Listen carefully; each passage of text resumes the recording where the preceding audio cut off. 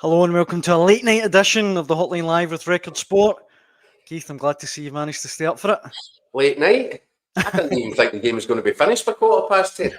I know what between Bailey Rice and that penalty debacle, I thought we were never getting online, but here we are. Well, look, first things first, Daniel. What a gargantuan effort that was from Rangers tonight. To end that game, what was it, 12 minutes? 102 minutes? 102 minutes, sorry. With men, and to be as resilient and robust and determined and gutsy as they were to get that over the line, you've got to say fair play to them. You've also got to say, where's that kind of character been throughout the course of the season? But, you know, we talked the other night about the clear the air meeting that Barry Ferguson held with his players on Monday morning. It can't be underestimated, the importance of that. You saw tonight what a Barry Ferguson Rangers team should look like, and what he would want it to look like in terms of guys that were prepared to put their body on the line. Every ounce of energy they had in them, they left it out in the pitch. And Daniel, I tipped a 1-1 draw. Everything changed after 10 minutes. I know Proper was sent off after 12 minutes, but the actual incident happened at 10, and everything changed after that. So for Rangers to still be able to take away a draw out of that first leg, to keep the tie alive, to go to Spain, knowing, you know, that a draw over 90 minutes, they're still in it. I think that's a terrific performance. I'm really pleased for Barry Ferguson. He made huge decisions in terms of his lineup and the way that he wanted to approach it tactically, and it's paid off. That tonight, I know it's another. I think people, if you want to be really unkind, can say, "Well, that's another game that they haven't won at Ibrox." But I think in the context of what happened there tonight, some of the decisions were really questionable. And Jose Mourinho did say after the last leg, good luck against Bilbao. And he was hinting heavily that UEFA want Bilbao to reach the final in Bilbao. And one or two of the decisions that happened tonight would make you wonder if Jose had a point. But Rangers, to be fair to them, they really had to show that determination, the drive, the grit, all the things that Barry Ferguson has wanted to put into this side. You saw it there tonight, and congratulations to him, congratulations to them, and congratulations to Liam Kelly, because that's storybook stuff for him. Yeah. Well, let's get into it and let's talk about some of the decisions. A couple of comments that have come in. This one from Brian. I just wanted to get up. My favourite football show, what a game. This team are bipolar. Cheers, Brian. But this one here from, where is it? Scott. He says, that was never a red card on Proper. Surely you guys agree. How did you see it, Keith? As you would certainly put it in the very, very, very soft category. And I think at full speed, I'm thinking, well, it's definitely a yellow card. VAR get involved and they pull the referee to the sidelines, and I think the conversation must be at that point about a clear goal scoring opportunity. And I think there's probably enough in that once the referee's been pulled to the side and asked to look at it, and those words are uttered into his ear about the clear and obvious goal scoring opportunity, I think it's a difficult one for him not to follow VAR's lead on that. I agree. It certainly surprised me at the time. But you know what? You asked me, Daniel, last night about what the team was going to be, and I forgot that Suter was suspended. And I was saying they'll go with a back five. I said Ridvan will probably come in at left back. I said Bailey Rice might come into midfield along with Hadji. And I said Liam Kelly will start in goals and Dessers will start up front. I've called everything correct after 10 minutes because when I realised that Proper was the only alternative, I thought, well, no, it'll probably be a back four then. And that's exactly what it was. After 10 minutes, Yeah, but do you know what? Proper created that problem with a terrible pass into Balogun, an absolute hospital pass, and then comes across and clears out Williams. That sums up Robin proper. It sums up his Rangers career. He's just not to be relied upon. And I think at that point, after 10 minutes, 12 minutes, whatever you want to call it, it was. You were thinking you could only fear the worst for Rangers at that point. John, they were already up against a very good Spanish side, fourth in La Liga, down to 10 men after 12 minutes. There's only one thing happening there against, for a team that's lost its last 5 home games. So that performance came out of the blue a little bit. Aye. John raises the point in the comments. He says, if it's in the box, it's just a yellow. And I think that is the case. See, if it was a penalty, I think they've got rid of this double jeopardy, haven't they, where they send off the player as well. How does that make any sense? It doesn't make a lot of sense, does it? No. But do you know what? I think VAR have intervened there. It's almost re-refereeing the game. I think a yellow card is fine at that point. But yes, when you go to VAR and you tell the referee to take a look at a clear and obvious goal-scoring opportunity, I think it's difficult for the referee to stand his ground at that point. So I don't know if Rangers can really argue. Do you know Proper caused that problem? Aye. He was the problem. And he paid for it with a red card. But I tell you what, his 10 teammates haven't half dug him out of a hole with the way that they then set about the rest of that match. What about the penalty in the second half? Obviously, at that point, it's never a penalty kick. I think that's a disgraceful decision. I mean, they've looked for as many ways as they can to make the goal stand in the first place, even though it's clearly offside. To then take a look at a deliberate handball when his back was to it, he had no way of seeing where the ball was. I just thought that was an incredible decision, and I think justice was served. And I'm delighted for Liam Kelly because all the pressure was on him. I said last night, if you make that decision as the manager and Liam Kelly struggles to deal with the occasion, the enormity of it, and makes mistakes and is to blame for goals scored against him, then that's all going to backfire on the manager who made that call. So really pleased for Barry Ferguson that he made the call and it's worked the way it has, but most of all for Liam Kelly, who I thought was terrific. I mean, he's made a couple of good saves. Well, yeah, one very good save, one good save in the first half. The penalty save was terrific. So, fair play to him. And I thought he spoke very well after the game as well. Very kind of level-headed.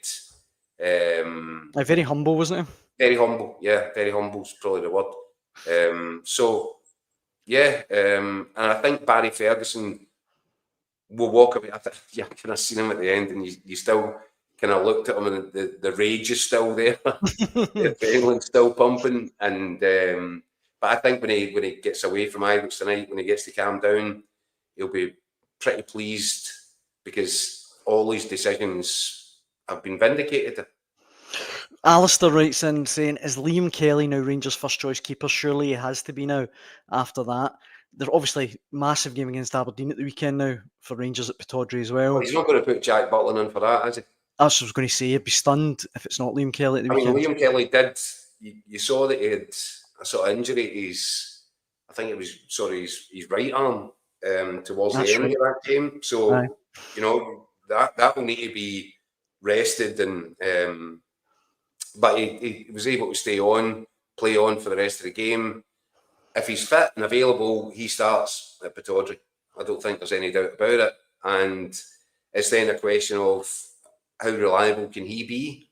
Can he be consistent? Can he achieve the same levels as he did do tonight? If he can, he stays in the team. Because we were saying, I think we were in agreement last night that Butland at his best is better than Kelly at his best, and Butland could pull off game-changing saves. But Kelly did that tonight. Kelly's the hero tonight. Well, the penalty save is as clear a game-changing save as you'll ever see. Aye. So, yeah, and I thought his save was it a header in the first half? That was a really good save because he managed to hold it as well, didn't he? That was a really smart save. No, that was the one, his left-hand side. The one before that, where he's touched it over the bar. Oh, I touched it over, you're right.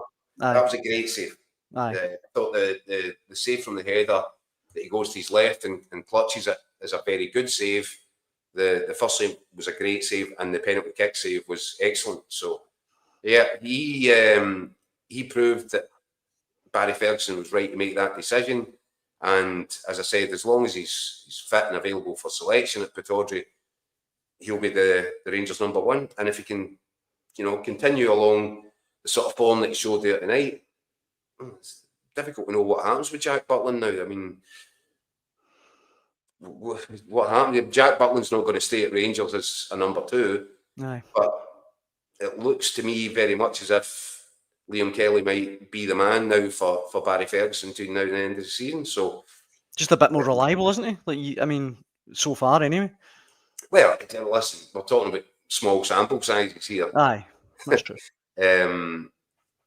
But Liam Kelly has done himself no harm at all there. He's come in, that was so much pressure on him tonight, and he handled it superbly well. Better than superb, because as I said, to save that penalty kick in the manner in which he saved that, that was top class goalkeeping. Aye. Belinda, as you can see on your screen, calls Kelly the hero, the man of the match.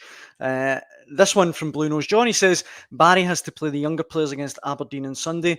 John chimes in saying that Bailey Rice was decent before the injury. We should say hopefully Bailey Rice is okay. There was reports that he's actually sitting up now and he's hopefully not too bad, but it looked a really sore one. Yeah, I mean, you get worried when they don't show the replays. Aye, I know. And there was a long period of time there that there was no reference to it, and they were talking around it, and you saw Raskin's initial reaction to it, and he looked, very concerned for Bailey Rice. When you did eventually see the replay, it didn't look great. Although his shoulder, didn't it? His shoulder, that's kind of... I wasn't sure if it's shoulder or his cheekbone. Aye. It's tough to say. If it's his cheekbone, then that could be sort of a lengthy layoff, which is such a shame for him, because I thought he was better than okay. I thought he was terrific in terms of 18-year-old going into a situation like that. I thought the way he handled it, I thought his passing was really sharp. I thought he was aggressive in the way he was pressing people and getting tackles in. I thought he did such a good game. So that would be a real blow for the boy if that's a season ender, which, if it is a cheekbone, if it is a facial injury, it could be. Aye. Of course, as well, we haven't even touched on the fact that Rangers finished the game with, was it 9 men? John saying, did we really finish the game with 9 men?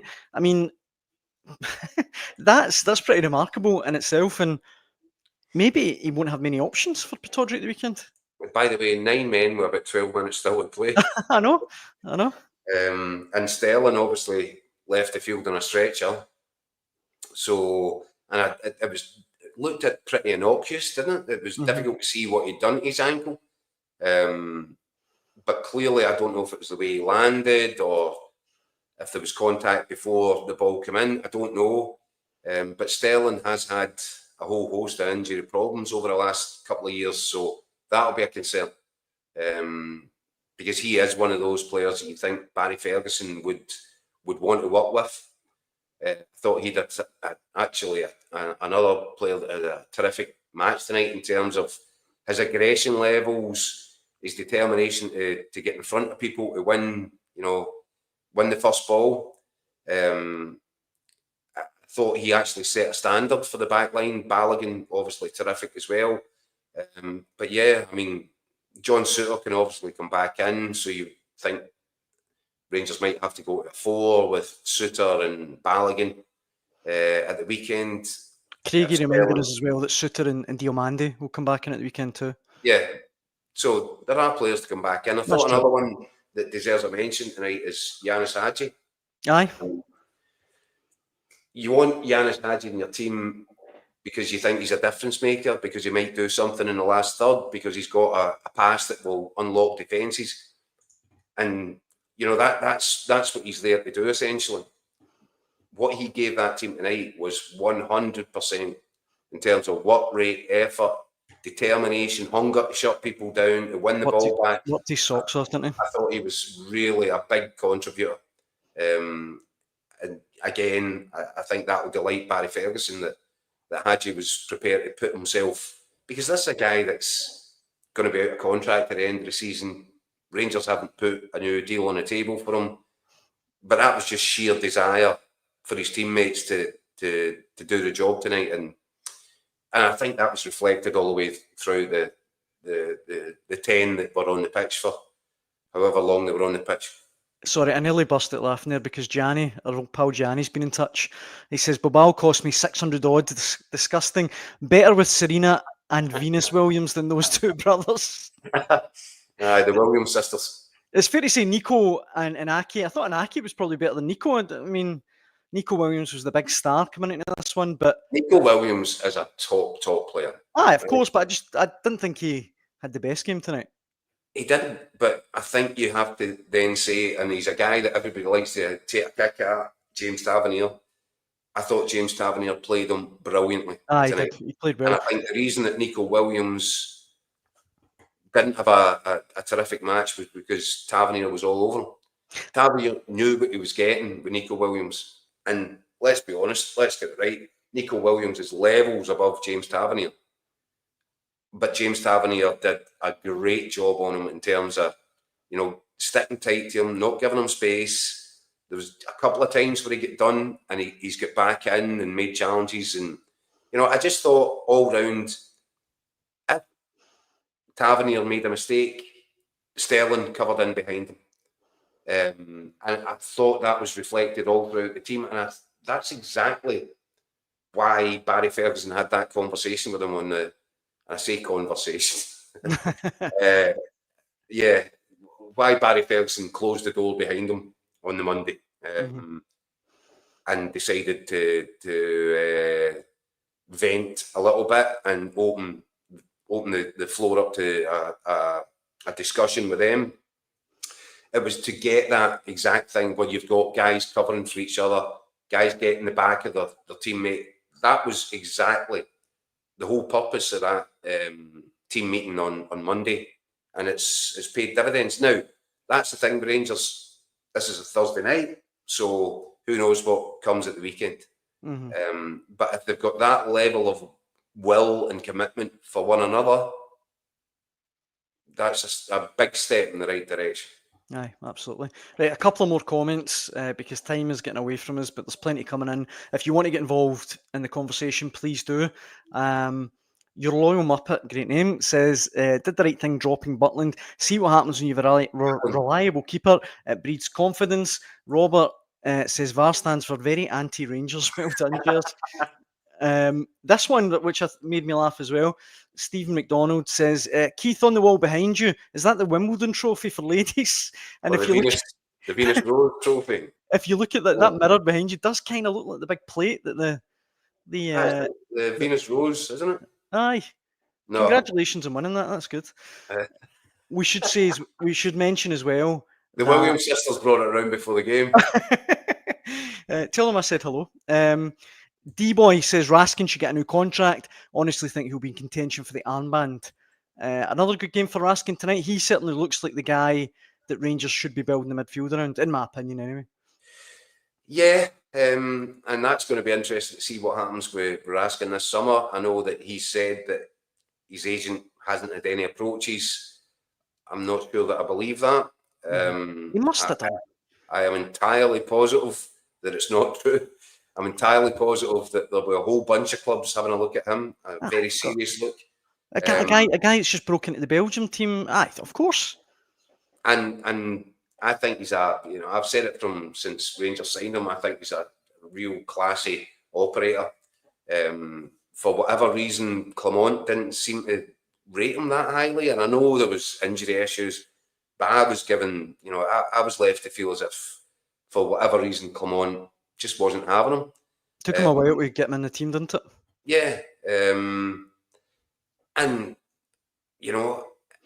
I think he certainly came into the team and got a run while Clement was still manager. I think he's shown his importance, and I think he's a player that Rangers could actually turn the right profit on, whether it's this summer or beyond that. If it was down to me, if I was the American owners or eminent American owners, first thing on my list to do things is sit him down, have a chat. Let's see if we can extend that contract and safeguard the club and increase the value. That's the way Celtic run their business. I think Rangers should be taking a leaf at Celtic's book on Nico Raskin. Give him a new contract. You don't need to sell him in the summer. He's still young enough. You can get another year, 2 years out of him, and you're going to make a lot of money. Because I really it is his. I think he's got a great passing range. I think he's a very intelligent football player. But see, in terms of his energy levels, he never stops, eh? Yeah. So getting about the pitch, makes tackles, aggressive. I think he's just about got the full package. If he was a foot taller, then maybe that's the thing that's held him back, because physically, he's not the tallest guy in the world. But in terms of what he offers a team, I think he's a colossus. Listen, nothing wrong with being vertically challenged, as I put it. Yeah, I can see why you mean. Craigie says if the 49ers take over, Raskin and Hadji need re-sign contracts. And of course, Andrew Kavanagh was there tonight, keeping his appearance up at Ibrox. I mean, I think he's barely missed a game since your exclusive, Keith. Well, listen, we said the other night that having gone to Fenerbahce away and the second leg at Ibrox, and he was also at Old Trafford, he's clearly enjoying the Thursday night phenomenon. So there's been a bit of speculation, and I've said as well that I think this thing is getting a little bit frustrating now for some of the directors who are looking to sell, and for Andrew Kavanagh. I think he's getting frustrated. So I think it's an encouraging sign for the Rangers support that Andrew Kavanagh was there in person again tonight.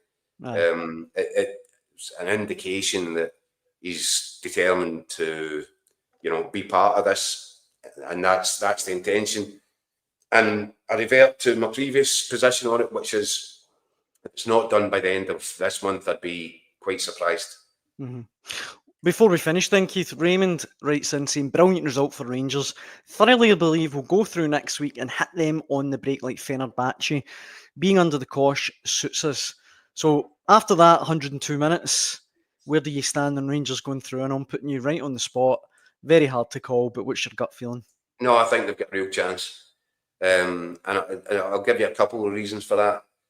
I wasn't really that impressed with Athletic Bilbao.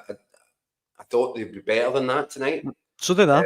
I agree. And I thought, especially with Rangers being down to 10 men, they had a real chance to go there and grab hold of this tie and, basically put it to bed.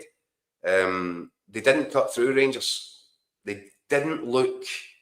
And I say this obviously knowing that it could be proven wrong in the second leg, but going forward in the final third, I thought they actually struggled a bit to create. Mm-hmm. So for all those reasons, and the fact that Rangers had to play that game with 10 men, and then latterly with 9, I think the away leg is better suited. I was going to say, I think Raymond makes a good point. I think that is a very good point. Actually, suits Rangers. Rangers at home have had a problem, right? And everybody's seen that. Rangers away from home, where they can sit in and look to hit in the break, like Cherney, for example, because the game went the way it went, and Rangers went down to 10. Cherney wasn't able to influence it the way that he would usually influence it. If Rangers are able to build out from the back and hit in the counter, I think Rangers will cause them problems in the second leg. And as I said, as long as it's still level after 90 minutes, it goes to extra time, and then it's anybody's guess. I think Rangers were put to the precipice tonight after Tropper's red card, and they showed the resilience, determination to dig themselves out. of that situation. And now I think they've put themselves in a really good spot. And I think Bilbao will be asking themselves questions. Aye. Because they weren't superior to Rangers in terms of chances created tonight. They had more possession as they should do. They've got an extra body. But they never really looked like cut through. Aye. So, yeah, I actually, Rangers have got a better chance for me going into the second leg than I would have given them going into the first leg. Mm-hmm. That's what I think that performance has done for them tonight. The other score that we should mention tonight was Lyon 2, Man United 2. And so of that course, guy's a knife edge as well. The winner of that plays the winner of Rangers and Athletic Bilbao. And I see if Rangers did get to a semi-final against Man United. I'm getting way ahead of myself. But you wouldn't discount them. I mean, every chance. I tell you what, Daniel, 100% Rangers will be hoping that it's Man United and not Lyon. Aye, I agree. Aye. Because after playing them both. Lyon, 100%. And Lyon looked levels above Rangers when they were at Ibrox earlier on this season. They were levels above Rangers, and even Rangers at their very best, I think, would struggle against Lyon. Rangers at their very best, I think you'll give them a puncher's chance against Manchester United. I agree. Aye, absolutely. Well, I think that brings us to the end of Thursday night's late night Hotline Live with Record Sport. Of course, whatever happens next week, we'll be here to pour over it all. I dare say it'll be another Horlicks night, as it's been christened. And you just know it's going to go extra time and penalties, and it'll be a midnight shot for us. I wouldn't bet against it. Yeah. We'll be back on Sunday, though, of course, after Aberdeen versus Rangers. I think around 3 o'clock we are scheduled for. 3 p.m. kick-off on Sunday, Daniel, was it? Right, okay. 3 p.m. We hope you can join us then.